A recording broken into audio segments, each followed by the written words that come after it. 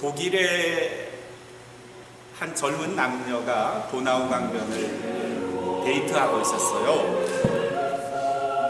도나우 강변을 걸으면서 양쪽으로 이렇게 피어난 예쁜 꽃들을 감상하고 있었죠.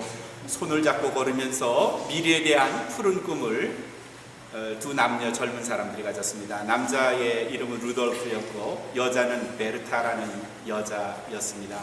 서로 사랑하면서 마음을 다 하기로 그렇게 약속을 했죠. 근데 베르타가 길을 걷다가 도나우강 그 한복판에 조그만 섬 같은 게 있는데 거기에 예쁜 꽃이 피어 있었어요. 루돌프, 저 꽃 좀 봐요. 너무 예쁘네요. 가던 길을 멈춘 베르타의 말을 들은 루돌프도 같이 그 꽃을 봤죠. 아주 조그만 꽃들이, 파란 꽃들이 피었는데 얼마나 예쁜지 베르타는 그 꽃에서 눈을 떼지 못하고 걸음을 걸을 수가 없었습니다. 한동안 그 꽃을 바라보고 있었죠. 루돌프가 베르타에게 잠시 기다려 그러더니 신발을 벗고 첨벙첨벙 그 섬으로, 작은 섬으로 강을 건너기 시작했습니다. 물살이 제법 셌거든요. 겨우겨우 헤엄을 쳐서 조금 떨어진 강 한가운데 있는 작은 섬에 갔습니다. 그리고 자기의 사랑하는 여자친구 베르타가 좋아할 그 꽃을 한 주먹 꺾었습니다. 그리고 손에 쥐고 다시 베르타가 있는 곳으로 헤엄을 치기 시작했습니다. 그런데 갑자기 힘이 빠진 거예요. 물살도 갑자기 어떻게 세졌고 힘도 빠졌고 거의 다 육지까지 왔는데 갑자기 큰 물살 하나가 이 루돌프를 쳤습니다. 그 순간에 루돌프가 중심을 잃고 물에 떠내려가기 시작했어요. 떠내려가면서 루돌프는 손에 쥐고 있던 꽃을 베르타에게 던져주면서 말을 합니다. Versit mich nicht, forget me not. 그래서 그 꽃의 이름을 forget me not 이렇게 불러요. 한국말로는 물망초, 나를 잊지 마세요. 그런 이름이죠. 물망초, forget me not.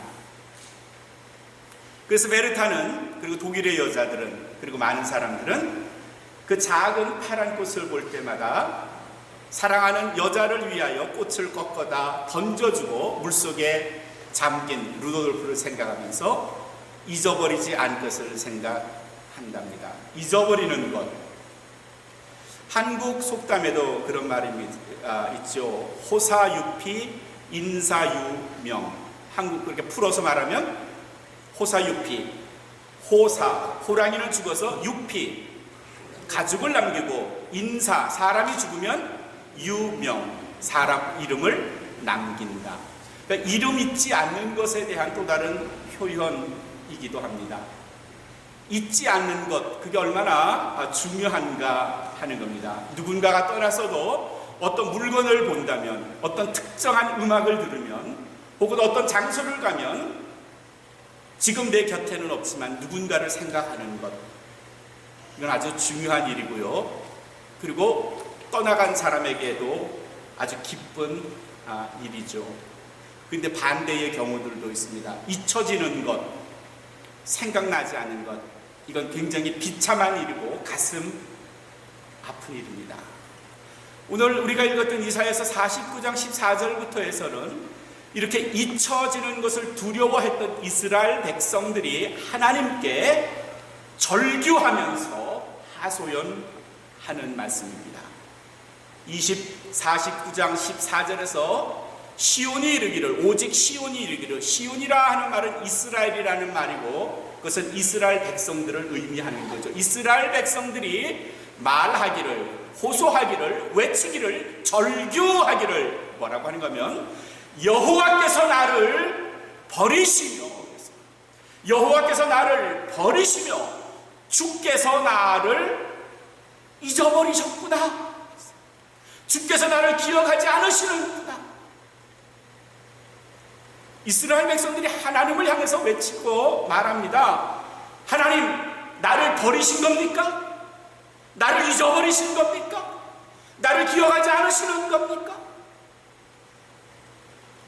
이렇게 말하는 이스라엘 백성들에게 그만한 이유가 있었죠. 이스라엘 백성들이 지금 말하고 있는 이 상황은 그들이 바벨론에 포로로 끌려간 이후에 그들이 70년 동안 그 땅에서 살았거든요. 이스라엘이 멸망했어요. 남쪽 유대가 바벨론에게 멸망당하고 포로로 끌려갔어요. 끌려간 거리가 가까운 게 아니라 예루살렘에서 바벨론까지의 거리가 한 1440km니까 900마일쯤 돼요. 서울과 부산을 왕복하고도 한 번 더 가요. 서울에서 동경, 도쿄까지보다도 더 먼 거리로 끌려간 거예요. 여러분, 그 당시 한 2500년 당시에 그들에게 통신수단이라는 건 없었고요. 소식을 전할 방법 없었고요. 그들이 걸어서 가려면 4달을 걸어야 했고요. 그 먼 거리에서 지금 그것도 자유롭게 사는 게 아니고 포로 생활하고 있고요. 자기의 목숨을 스스로 부지하기 어려운 그런 이스라엘 백성들이 그것도 1년이 아니고 10년이 아니고요. 한국이 일본에 의해서 36년 합방을 당해서 주권을 잃어버린 민족으로 산 것, 그 36년도 길다 했는데 그거에 거의 배가 되는 70년 동안 바벨론 땅에서 사는 이스라엘 백성들, 그들이 하나님 앞에서 70년이나 우리를 내버려둔 하나님, 우리를 버리신 거 맞죠? 나를 잊어버리신 거 맞죠? 이렇게 하나님께 호소하고 있어요.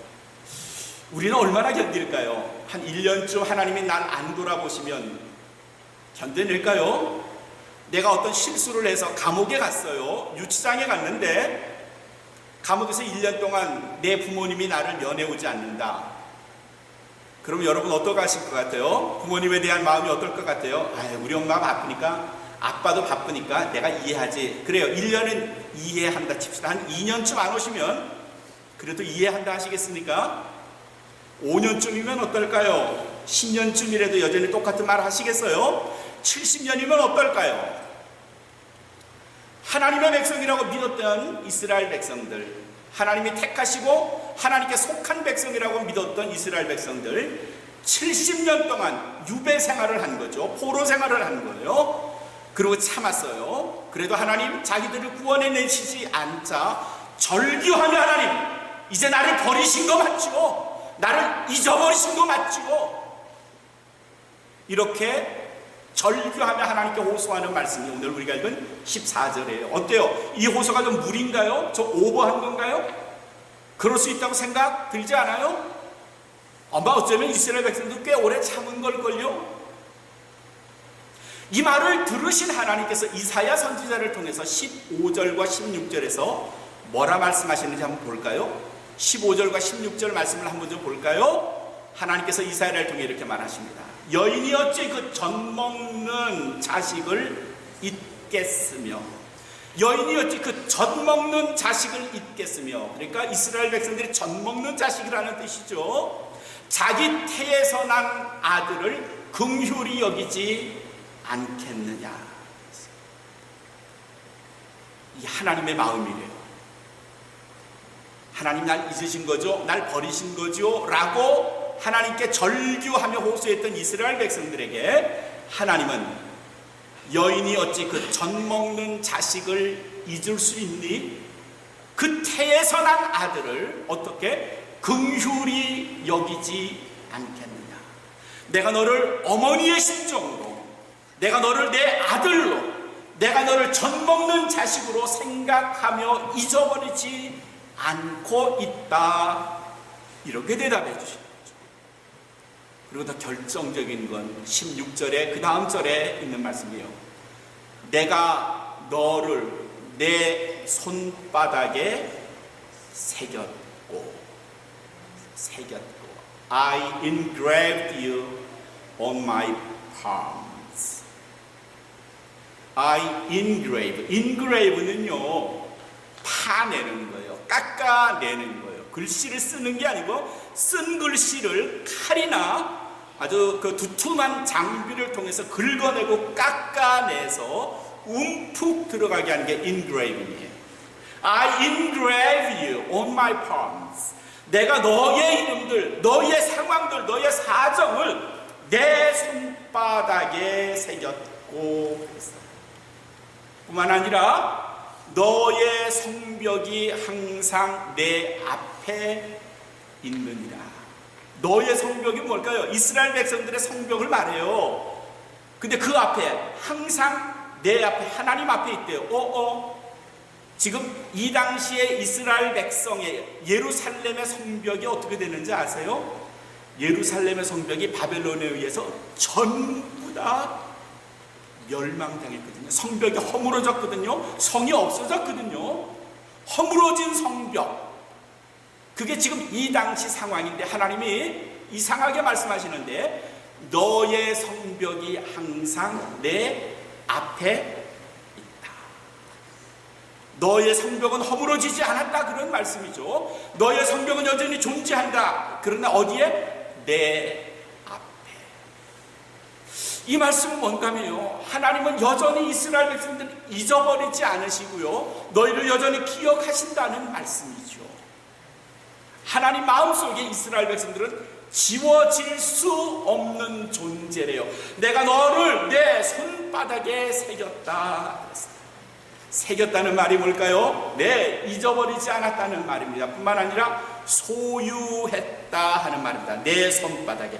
넌 내 손바닥에 있어. 이 말은 You are belong to me. 너는 내 안에 있어. 그런 뜻이에요. 너는 내 거야. 내가 너를 지킬 거야. 너는 내 소유야. 그런 말이죠. 이스라엘 백성들이 하나님을 향하여 하나님 날 잊으셨죠? 날 버리신 거 맞죠? 했더니 하나님의 말씀은 내가 너를 젖먹이처럼 아들처럼 너를 양육할 뿐 아니라 여전히 너는 내 손바닥에 있는데 그냥 쓴 게 아니라 내 손바닥에 새긴 이름으로 여전히 존재하는 거야. 시편 147편 4절에도 하나님께서 주께서 별들을 계수하시고 저희를 각각 다 이름대로 부르신다 그러셨어요. 하나님께서 모든 것을 아시는 하나님께서 별들을 세시고 그리고 저희를 전부 다 그 이름대로 부르신다 그러셨어요. 그러시는 하나님께서 이스라엘 백성들을 기억하지 못하시고 버리셨다니요, 절대로 그렇지 않다 하시면서 하시는 말씀이 내가 너희를 내 손바닥에 새겼노라. 아멘. 사랑하는 성도 여러분, 우리의 상황이 좀 나빠지면, 그렇죠? 가정이 좀 어려워지면, 내 비즈니스가 좀 흔들리면, 내가 생각했던 어떤 계획들이 뒤틀려지면 우리는 그렇게 말하죠. 하나님, 혹시 나 잊어버리신 거 아니에요? 내 기도 못 들으신 거 아니에요? You forgot me? 나 잊어버리신 거 맞죠? 그렇게 말하지 않나요? 좀 어려움에 속해 있으면, 좀 힘든 일이 있으면 하나님 날 잊어버리신 거 아닙니까? 오늘 이사야서 49장 14절에서 이스라엘 백성들이 하나님을 향하여 여호와께서 나를 버리시며 나를 잊으셨다 이렇게 말하는 것처럼 그렇게 말하시진 않을까요? 네, 그에 대한 하나님의 응답은 아주 선명하고 분명합니다. 내가 어머니처럼 너를 내 젖먹는 자식으로 내 아들, 내 태에서 난 내 아들로 여길 것이며 뿐만 아니라 내가 너의 이름을, 내가 여러분의 이름을 내 손바닥에 새겼노라. 아멘. 우리 권사님들의 이름을 하나님의 손바닥에 새기셨다는 말씀인 줄로 믿습니다. 여러분들의 각각의 이름을, 상황을, 우리의 기도의 제목을 하나님께서 아시고 당신의 손바닥에 나의 이름, 여러분의 이름을 새기신 줄로 믿습니다. 하나님이 우리의 주권자이시라는 말씀이시죠. 하나님, 우리가 하나님의 소유되었다 하는 말씀이죠. 여러분의 모든 것이 하나님 손바닥 위에 있다는 말씀인 줄로 믿습니다. 새긴 겁니다. 414년 서기 414년에 장수왕이라는 사람이 자기 아버지, 그의 아버지 이름이 누군가면 광개토왕이에요. 고구려의 19대 왕 광개토왕의 업적을 기려서 중국의 기린성 쪽에 큰 비석을 세웠어요. 그리고 그 비석에 아버지의 업적을 기록했는데 장수왕은 붓글씨로 쓰질 않고 붓글씨를 쓴 이후에 석공을 시켜서 그 붓글씨를 어떻게 했을까요? 파냈어요. 그래서 돌에다가 아버지 업적을 새겼어요. 지금 1500년이 지났어요.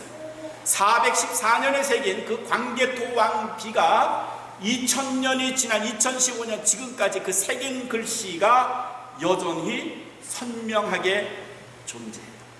역사학자들이 가서 탁본을 떠도 그 글씨는 여전히 선명하게 남아 있어요.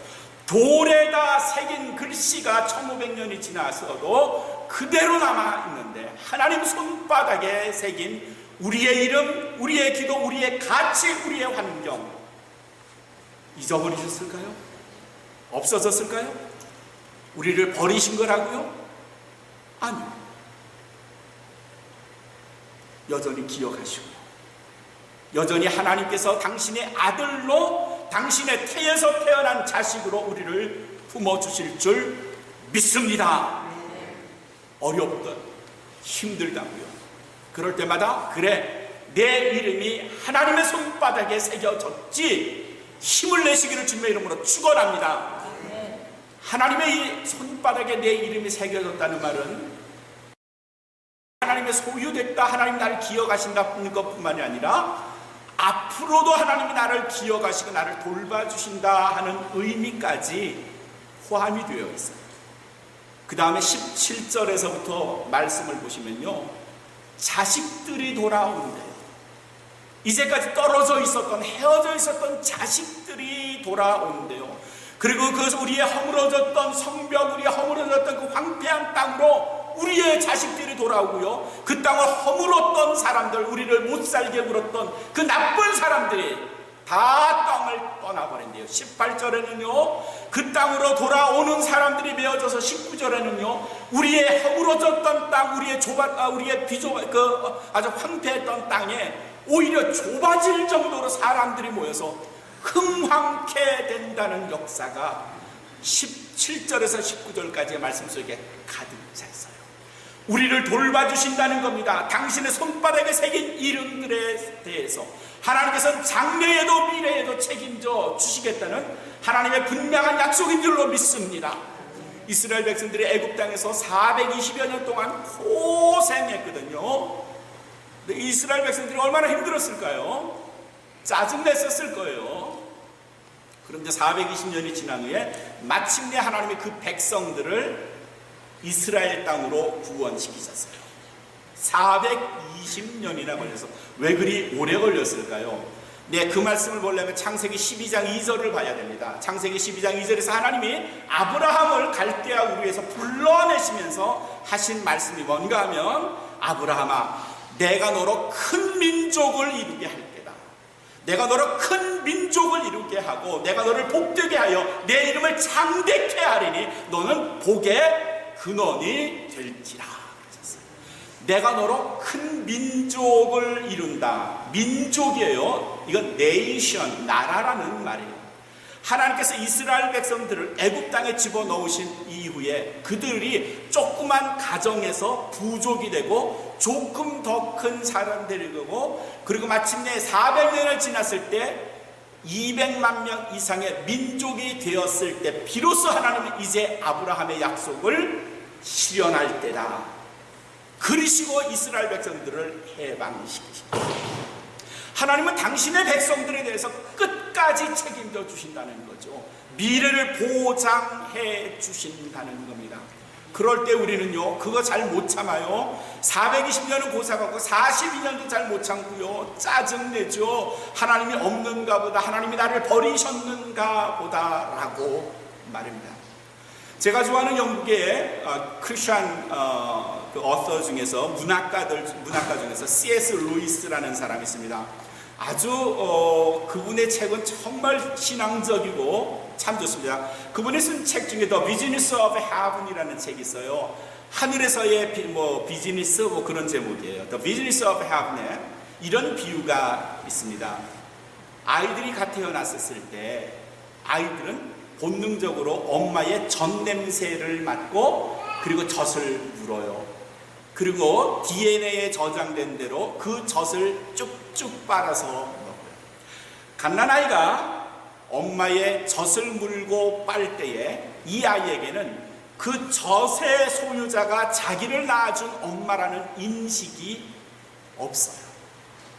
그냥 본능적으로 젖을 무는 거고 빠는 거예요. 그저 먹는 거라는 인식 외에는 그 갓난아이에게 엄마라는 인식은 없어요. 그렇게 젖을 계속 엄마의 젖을 물고 있으면서 그 아이는 점점 누군가가 내 젖 뒤에 있다는 사실을 인식하게 되고, 그 사람은 내가 먹는 것뿐만 아니라 내가 배설하는 것, 내가 잠자는 것, 내가 깨어있는 것, 내가 자는 것, 모든 것을 주관하시고 보살펴 준다는 사실을 이 갓난아이가 조금씩 알아가는 거예요.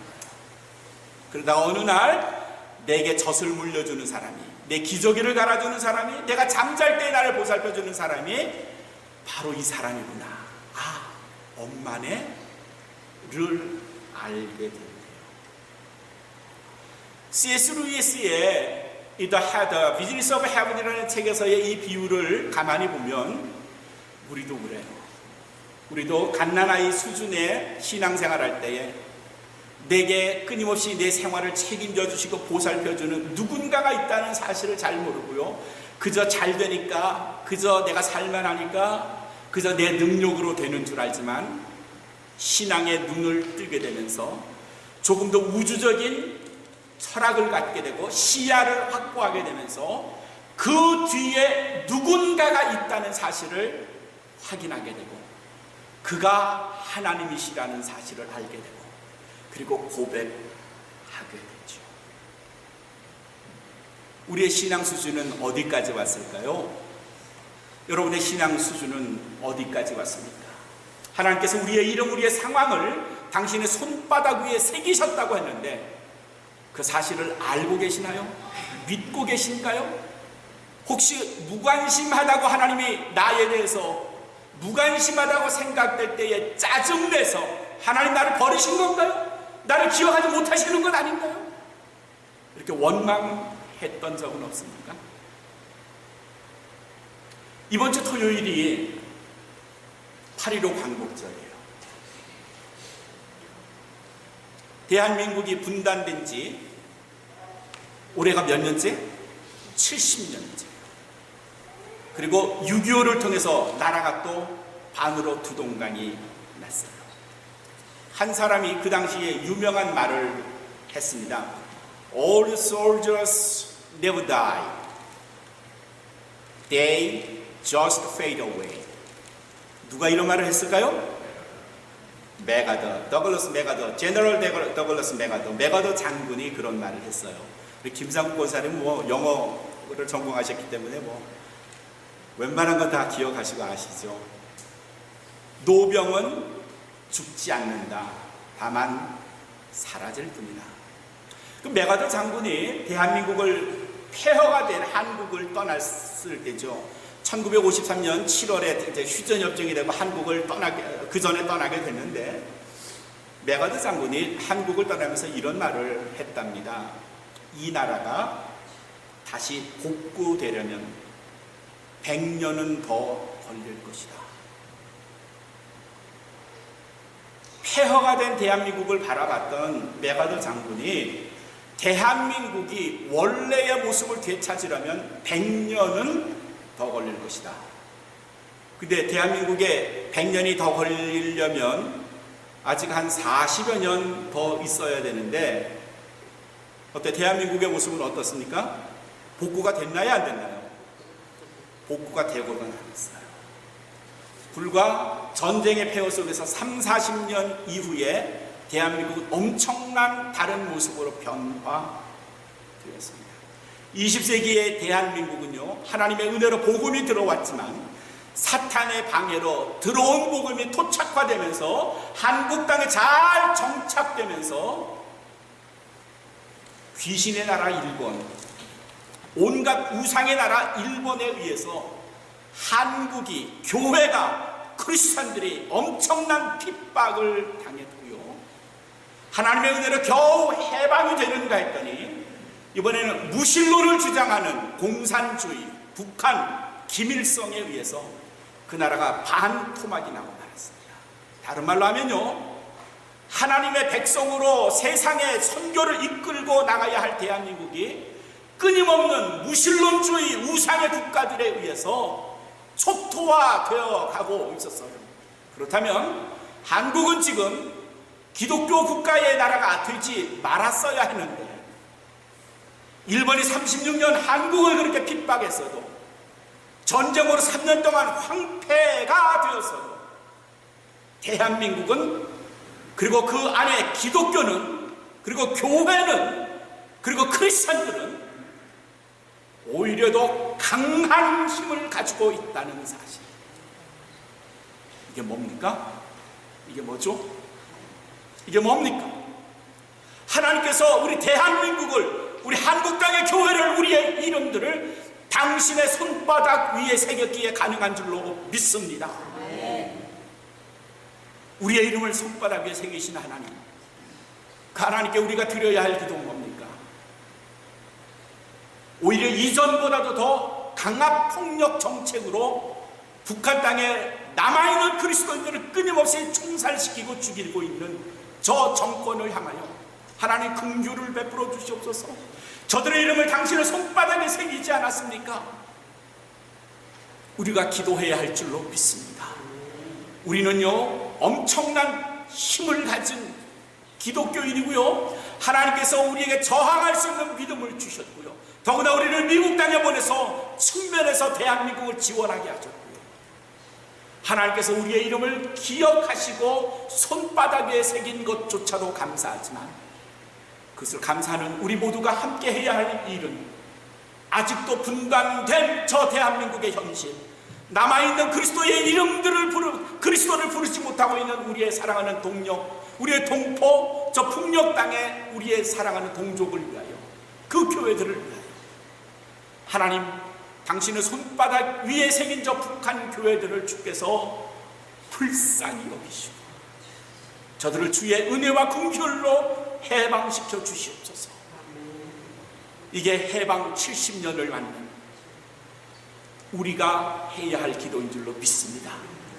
마음속에 오늘의 말씀을 기억하시고 기회 있는 대로 틈을 내어서 분단된 대한민국을 위하여 우리가 해야 할 일이 무엇인가를 끊임없이 기억하시고 또한 기도하심으로 인하여 우리가 이 땅에서 남겨져 있는 훌륭한 그리스도인 하나님의 백성, 손바닥에 새겨진 하나님의 자녀의 이름, 우리 북녘 땅을 위하여 기도함으로 인하여 한시라도 빨리 통일을 이루고 당길 수 있는 여기 모인 모든 온 마음 교회 성도가 되시기를 주님의 이름으로 축원합니다.